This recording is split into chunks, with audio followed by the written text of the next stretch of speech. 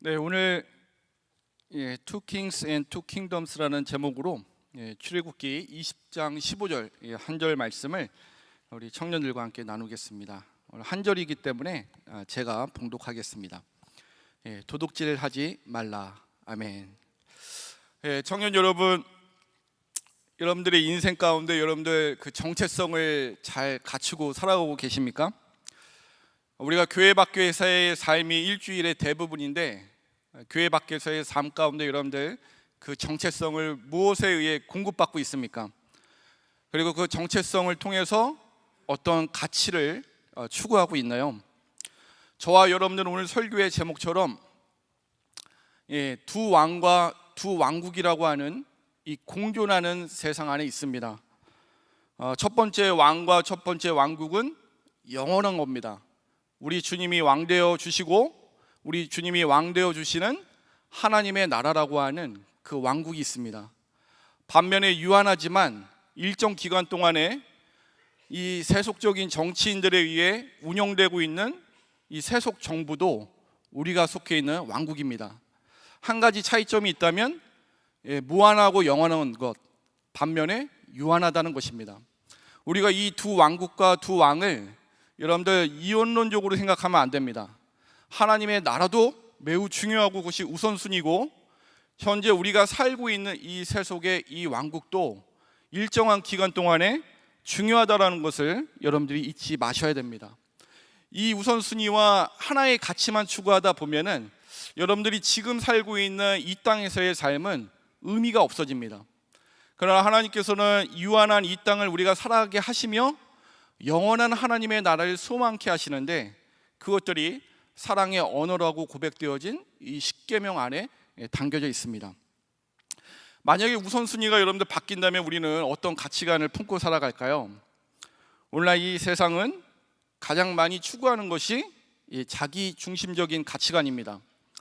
여러분들이 한 번쯤 읽어보셨을 그리스 신화를 보면은 나르키소스라고 하는 그 스토리가 있습니다. 나르키소스가 너무 아름답고 멋지게 생겼나 봐요. 얼만큼 아름답고 멋지게 생겼냐면 호수에 비친 자신의 얼굴을 보고 반해버리고 맙니다. 근데 호수에 비친 얼굴에서 좀 띄어지면은 그 얼굴이 사라지는 거예요. 그리고 또 그 봤던 얼굴을 그리워합니다. 그 얼굴은 다름 아닌 자신의 얼굴이죠. 그런데 너무 흠모하다가 너무 그리워하다가 물에 빠져 죽고 맙니다. 그 죽고 난 다음에 피운 꽃이 수선화입니다. 그 수선화의 그 꽃말을 여러분들 아십니까? 바로 자기 사랑, 자존심이라는 꽃말을 가지고 있습니다. 오늘날 이 가치가 우리의 중심을 가지고 살아가면은 여러분 이 나르시시즘에 빠져 삽니다. 이 정의란 무엇인가라고 하는 책을 쓴 마이클 샌델이 돈으로 살 수 없는 것들이란 그 책을 통해 돈에 의해 가치가 결정되고 돈의 잣대에 의해 이 평등과 불평등이 초래되고 돈으로 살 수 없는 것이 거의 없는 이 시대에 많은 사람들에게 윤리와 도덕에 대한 경종을 울립니다. 이 돈의 가치에 평가되는 이 사회를. 근데 샌델은 그리스도인이 아니거든요. 근데 그리스도인이 아닌 사람도 이 세상의 가치가 무엇인지에 대해 고민하는데, 여러분들은 하나님의 자녀라고 하는 이 정체성 가운데 어떤 가치를 추구하고 있습니까? 여러분, 오늘은 특별히 제8계명, 우리가 물질과 관련돼서 생각하지 않을 수 없죠. 근데 도둑질하지 말라라고 하는 이 계명 가운데 앞에 선 설교자가 이런 얘기 할 거라고 여러분들 혹시 예단하신 분 계십니까? 여러분, 주식하면 하나님께 벌받고 코인하면 지옥 갈 수 있습니다. 근데 이 8계명은 그런 의도와 그런 가치를 말하지 않습니다. 왜냐하면 재물 자체는 선하고 좋은 것입니다. 어떻게 우리가 하나님의 자녀로서고 하는 정체성 가운데 그 하나님이 맡겨주신 소유를 가치 있게 선용할 수 있는가, 그리고 그것을 통해 하나님이 추구하시는 목적이 무엇인가를 오늘 발견해야 됩니다. 그렇지 않으면 오늘 8계명은 이 세상 종교도 말할 수 있는 윤리와 도덕에 머물고 맙니다. 오늘 본문을 보면은 여러분들 도둑질하지 말라라고 하는 이 가나브라고 하는 단어는 다른 사람의 허락 없이 취하는 것을 말합니다. 즉 타인의 소유권을 침탈하는 행위 모든 것이 여러분들 도둑질입니다. 그러면 우리는 이것을 알 수 있죠. 성경이 소유권을 인정하고 있다는 것을 우리는 알 수가 있습니다. 그렇다면 오늘 이 계명을 통해 여러분들 어떻게 하겠습니까? 도둑질하지 말라니까 남의 것을 취하지 않고 저축을 잘하고 뭐 보험도 들어놓고 미래를 준비하라고 하는 그런 의미일까요? 그렇지 않습니다. 물론 그것도 중요한 우리의 경제 활동이지만 앞서 말씀드린 대로 하나님이 주시는 정체성과 그 가치를 모르면 이 계명은 우리 마음을 허전하게 만듭니다. 오늘 본문을 보면 여러분들 장소가 매우 중요한데 이 율법, 이 계명, 이 법을 준 장소가 어디죠? 누가 크게 이야기했는데요. 자신 있게 이야기해도 됩니다. 어디입니까? 아무도 대답 안 합니다. 광야입니다, 광야. 여러분, 이 법은 참 아이러니한 거예요. 받은 사람에게. 왜 아이러니합니까? 그들이 가진 것이 거의 없어요. 400년 노예 생활하다가 지금 나온 지 얼마나 됐을까요? 출애굽기 19장 1절에 보면은 이렇게 나와 있습니다. 이스라엘 자손이 애굽 땅을 떠나 지난 지 3개월 되던 날에 그들이 시내 광야에 이르렀다라고 해요. 그래서 지금 율법이 주어진 그 장소가 바로 이 장소였던 겁니다. 나온 지 3개월밖에 없어요. 가지고 있는 것이 있을 겁니다. 그러나 그 소유가 매우 작았겠죠. 남의 것을 빼앗을 만한 것이 없을 겁니다. 그들에게 이 법은 참으로 아이러니한 그 법이었던 것 같습니다. 광야에 있고 나온 지 3개월밖에 되지 않았다. 그런데 하나님께서는 그들에게 이 계명을 주시기 전에 그들의 정체성을 알려주십니다. 바로 언약입니다. 시내산에서 받았기 때문에 시내산 언약, 모세를 통해 주어졌기 때문에 모세 언약이라고 불리우는 그 언약을 통해 이 이스라엘 백성들의 정체성을 먼저 심어주십니다. 이 가치를 추구하기 전에. 그것이 우리가 읽진 않았지만 출애굽기 19장 4절에서 6절 언약을 체결해 주세요. 6절만 제가 읽겠습니다. 너희가 내게 대하여, 하나님께 대하여 제사장 나라가 되고 거룩한 백성이 되리라. 너는 이 말을 이스라엘 자손에게 전할지니라. 이것이 그들의 정체성을 심어주신 모세 언약의 일부였습니다. 그럼 여러분, 어떻게 제사장 나라가 되고 어떻게 거룩한 백성이 될까요? 이 땅에서. 그게 바로 십계명을 통해 그 가치를 하나님은 실현시켜 주시고 있다는 것입니다. 그러면 여러분, 구체적으로 어떻게 해야 하나님 나라의 백성다운 그 가치를 이룰 수 있을까? 여러분, 십계명만 보면 안 되고요. 하나님이 우리에게 제일 먼저 주셨던 창조 언약 가운데 주셨던 말씀을 봐야 오늘 십계명이 연결이 됩니다. 창세기 1장 27절에서 28절 말씀 같이 한번 볼까요? 먼저 우리의 정체성, 우리의 존재가 어떤 존재인지 하나님이 27절에서 어떻게 말씀하시죠? 우리가 하나님의 형상이라고 하는 존재의 가치와 정체성을 알려주십니다. 그리고 28절 말씀 볼까요? 28절에는 문화명령이라고 불리는 5가지 명령이 나옵니다. 눈으로 한번 그 단어를 한번 찾아보세요. 생육하고 번성하고 충만하고 땅을 정복하고 마지막에 다스리라고 하는 이 5가지가 나옵니다. 누구를 통해서요? 하나님의 형상인 저와 여러분들을 통해 최초의 조상인 아담에게 이 명령을 주셨던 겁니다. 그러니까 누구의 것을 이렇게 하라는 겁니까? 하나님이 말씀 가운데 지으신 하나님의 소유를 우리를 대리자와 청지기로 삼아 주셔서 이것을 이렇게 관리하라고 하나님께서 말씀하세요. 구체적인 관리의 방법을 하나님이 창세기 2장 15절에 가르쳐 주십니다. 2장 15절은 중요한 말씀인데 우리가 같이 한번 읽어볼까요? 시작.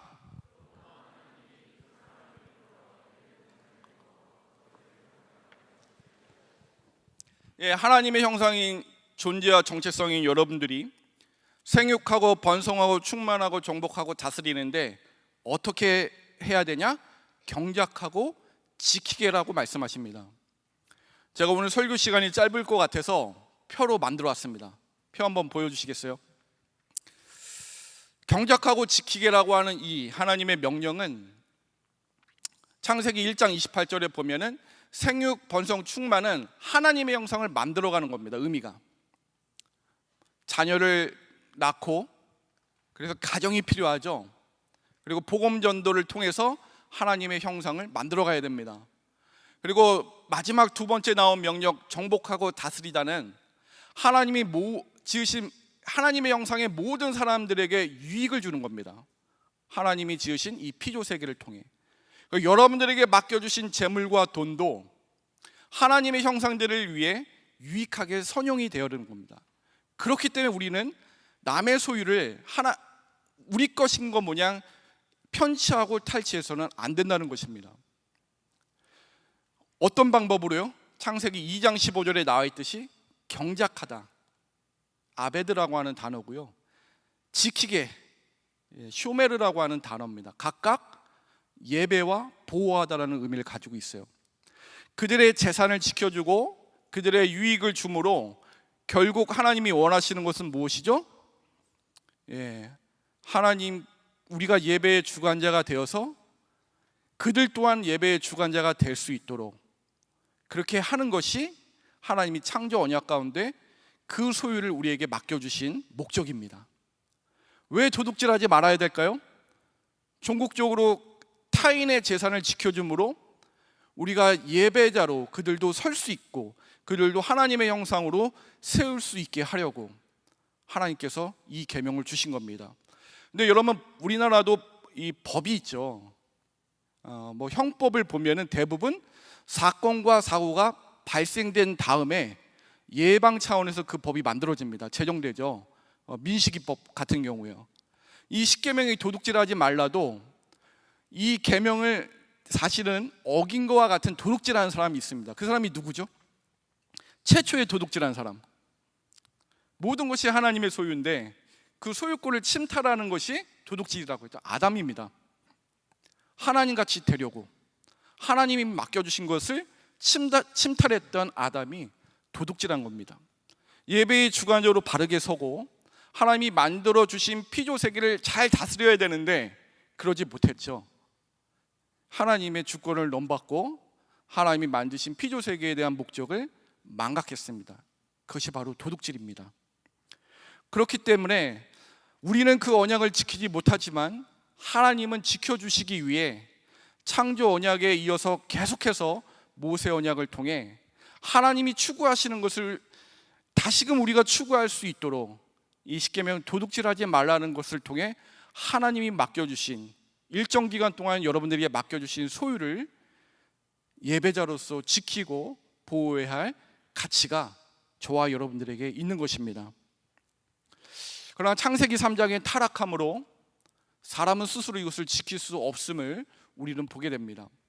심지어 이 세상에 불의한 청지기라고 불리우는 이 세상 사람들이 우리보다 더 열심히 자신의 소유와 재산을 관리하는 것을 우리는 볼 수가 있습니다. 여러분들 GBS 예습하면서 가장 큰 걸림돌이 도둑질하지 말라의 해석보다 누가복음 16장 1절에서 13절 말씀이 리더들에게는 가장 큰 무게로 왔을 겁니다. 사실 누가복음에서 또 예수님의 복음서의 비유 중에 최상위도의 난이도의 비유입니다. 근데 이 비유가 제가 깨닫게 되는 사건이 있습니다.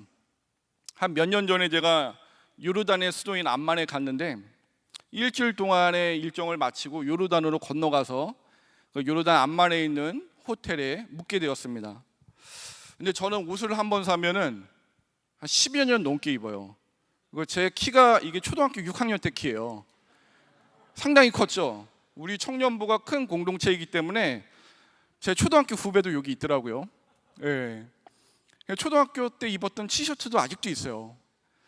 근데 그래서 친구들이 저를 보면은 키가 줄었다고 합니다. 본인들이 큰 건데. 아무튼 고등학교 형들이 시비도 많이 걸고 초등학생인데 그랬는데 하여튼 제가 가지고 있던 옷을 많이 가져갔습니다. 2주의 여정이기 때문에. 근데 옷을 다 입었기 때문에 세탁을 해야 되는데 그 프런트에 가서 이제 다음날 새벽에 제가 출발해야 되는데 오늘 아침에 일정을 마치고 저녁에 호텔로 들어오면 이 옷을 다 세탁할 수 있느냐, 서비스를 받을 수 있냐 그랬더니 저는 건조기가 있을 거라고 생각을 했습니다. 그랬더니 그 프런트에 있는 직원이 당당하게 얘기하는 거예요. 그 영어 발음인지 알아본지 알아들을 수는 없었지만 물론이라는 말을 계속 했습니다. 당연하다고 믿고 맡겼는데 일정을 마치고 저녁에 왔더니 잠깐만 그러더라고요. 좀 불안했습니다. 먼저 그냥 객실에 가면은 옷을 찾아주겠다. 1시간, 2시간이 흘러도 안 오는 거예요. 그러다 3시간 가까이 됐을까? 객실을 놓고 했습니다. 그러더니 검정 봉다리에서 그 아랍 분들이 입는 그 통으로 된 옷을 꺼내 들고 옷 가져왔다고 그러는 거예요. 그래서 제가 이제 한국 사람이다. 이거 내 옷이 아니다. 그랬더니 잠시만 기다려달라고 한 게 또 2시간이 흘러갔습니다. 참을 수가 없어서 이제 프런트에 내려갔더니 호텔 지배인이 나와서 음료수 드시겠냐고, 뭔가 좀 불안한 일이 이제 발생된다는 거죠. 그래서 공짜로 준다니까 커피를 마시겠다고 했습니다.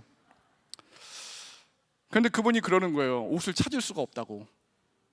사실 그 옷을 찾지 못하면 저는 일주일의 남은 여정 동안 한 옷만 입어야 할 그 처지에 놓였습니다.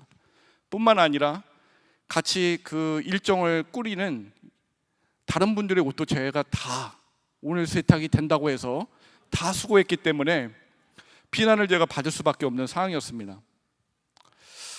그러나 반드시 그 옷을 찾아줘서 한국에 항공 우편으로 택배로 반드시 보내주겠다는 거예요. 여러분 뭐라고 얘기하시겠어요? 저는 자포자기하는 심정으로 이렇게 말했습니다. 무엇으로 내가 그것을 믿을 수 있겠냐고. 나는 받을 수 없을 거라고 생각한다. 근데 그분의 그 한마디가 지금도 잊혀지지 않습니다. 내 생명을 줄게. 멋있지 않아요? 안 멋있어요? 무엇으로 믿을 수 있냐? 내가 한국으로 돌아가면 다시 요르단이라는 나라를 한 번도 오지 않을 텐데 어떻게 그 옷을 내가 받을 수 있냐? 내 생명을 걸겠다는 거예요. 거기에 제가 감동을 받고 옷을 안 받아도 괜찮다. 받은 거로 하겠다. 포기하고 호텔로 그 객실을 올라갔습니다. 여러분, 믿지 않는 사람도 자신이 할 수 있는 권한 가운데 믿는 자의 마음을 감동시켜 행동으로 옮기게끔 합니다. 여러분은 여러분들이 가지고 있는 이 재물과 자산을 가지고 하나님이 창조 언약 가운데 말씀하신 경작하고 지키기라고 하는 것을 통해 그 영혼들을 감동시켜 하나님의 형상을 회복시키는 도구로 사용하고 있는지, 아니면 여러분들의 자산을 자기중심적으로 사용하여 이 땅의 가치만을 추구하는 것으로 사용하고 있는지, 저는 누가복음 16장의 그 불의한 청지기의 그 모습을 보면서 빛의 아들들인 우리가 유한한 시간과 장소와 자산조차도 세상 사람보다 못하다라고 하는 생각이 들었습니다. 여러분들이 그 호텔 지배인이라면 어떻게 하실까요? 못 찾습니다. 그냥 그렇게 끝낼까요? 아니면 여러분들이 가지고 있는 그 권한을 가지고 주를 위해 경작하고 지키게 하는 감동을 줄 수 있을까요? 사실 우리는 그 언약, 창조 언약 가운데 경작하고 지키기를 죄 때문에 사실은 감당하지 못합니다. 그러나 우리 주님이 하신 모습이 있습니다. 그 영적인 자산을 어떻게 관리하셨는지, 바로 예수 그리스도의 속량입니다. 이 속량이라는 단어는 우리나라 말로 또 구속이라는 말을 많이 쓰는데, 속량이라는 것이 더 마음에 와닿는 단어인데, 속량은 두 가지 의미가 있습니다. 하나는 값을 주고 사다라는 의미가 있습니다. 그것이 요한계시록 5장 9절에 나오는데요. 5장 9절 말씀 한번 볼까요? 그들이 새 노래를 불러 이르되 두루마리를 가지시고 그 인봉을 떼기에 합당하시도다. 일찍이 죽임을 당하사 각 족속과 방언과 백성과 나라 가운데서 사람들을 피로 어떻게 하셨다고요? 사셨다고 합니다. 이것이 속량입니다. 주님께서는 주님께 맡겨주신 그 영적인 자산 영혼들을 위해 본인의 생명을 다해 핏값으로 사셨습니다. 여러분들에게 맡겨주신 일정한 그 유한한 자산을 가지고 남의 것을 강취하고 탈취하는 것이 아니라 하나님이 여러분들에게 주신 자산을 가지고 영혼을 사는 일에 투자하셔야 됩니다. 우리 주님은 생명으로 여러분들을 사셔서 여러분들 하나님의 형상으로 회복시켜 주셨기 때문입니다. 두 번째, 속량의 의미에는 풀어주다, 해방하다는 의미가 있습니다. 그것이 에베소서 1장 7절에 잘 나와 있는데요, 그 말씀 한번 볼까요? 같이 읽겠습니다. 시작.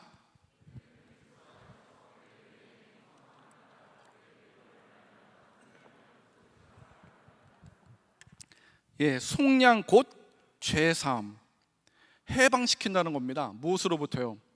죄로부터. 우리 주님이 몸소 자신의 생명을 담보로 여러분들을 그렇게 속량하셨다는 겁니다. 그렇다면 이 속량의 감격과 기쁨, 이 구원을 받은 우리가 맡겨진 자산을 어떻게 선용하고 활용해야 될까요? 여러분, 주식하지 말라라고 하는 것은 성경에 없습니다. 어떻게 선용할까가 우리의 문제인 거예요. 자본주의 사회에서 여러분들 주식하지 않으면, 투자하지 않으면 어떻게 기업이 살 수가 있나요? 창조 언약 가운데 말하는 일을 어떻게 창출할 수 있습니까? 성경의 기준에 맞춰진 그 기업에 투자하는 것이 우리에게 올바른 것이고, 여러분들에게 일정 기간 동안 맡겨주신 그 유한한 자산을 가지고 그 무엇보다도 영혼을 살 수 있는 일에 투자가 된다면 주님이 하셨던 그 모습을 우리가 본으로 삶아 따라가는 모습입니다. 오늘날 많은 청년들이 돈의 가치에 너무 함몰되다 보니까 우리의 정체성으로부터 출발해야 가치를 추구해야 되는데 가치만 생각합니다, 이 세상에. 그러다 보니까 이 세상이 우리의 삶이 허무할 수밖에 없는 겁니다.